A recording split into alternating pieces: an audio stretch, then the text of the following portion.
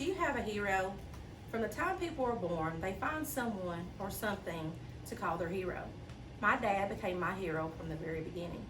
Growing up as an only child, I was very close to my parents.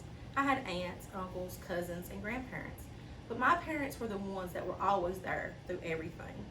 Being a daddy's girl, I followed him everywhere he went and did absolutely everything that he did. Well, at least I tried to. Like every typical Sunday, my parents would go to church, then lunch, and then maybe a quick visit to the funeral home to pay respect for a lost friend. They ended the day by coming to my house for a quick visit.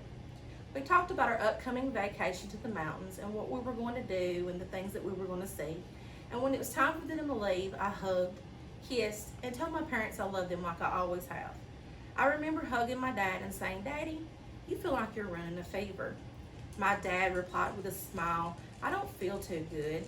I think I'll go home, eat me a quick bite, and then I'll go to bed."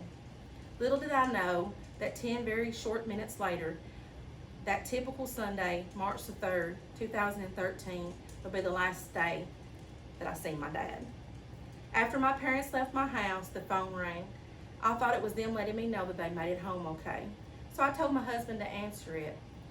I knew something was wrong by the look on his face and that he wasn't saying anything. My mom was on the other end of the phone saying that their neighbor's house was on fire as they pulled onto their road and that my dad had ran in to get them out.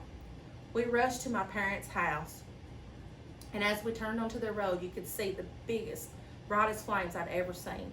The house was almost completely engulfed in flames. I remembered at one point that I could feel the heat from the fire as I was being pulled toward the burning house, trying to save someone inside.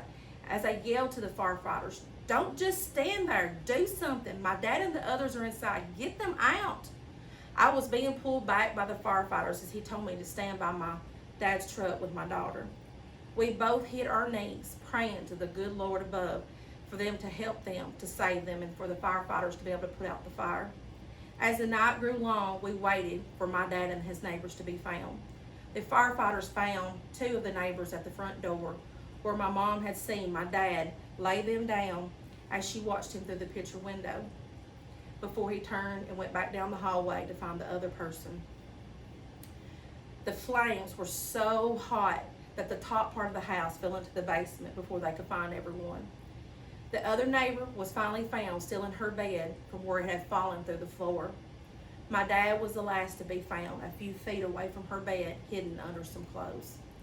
This was a tragedy for our little town that lost 4 citizens that night. Not only was my dad Danny gone, but so was his neighbors Robert, Barbara, and her sister Alice.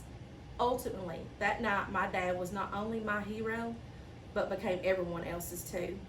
That day was stuck in the minds of everyone that knew him and were close to him. Since then, my mom and I were the grand marshals of the town's Christmas parade in honor of my dad. He won the Carnegie Medal of Honor Award and the Will Hall Sullivan Award for his bravery. I miss my dad every single day, and I think of him quite often. Then this verse comes to mind, John 15:13. Greater love have no man than this, than a man lay down his life for his friends. Thank you.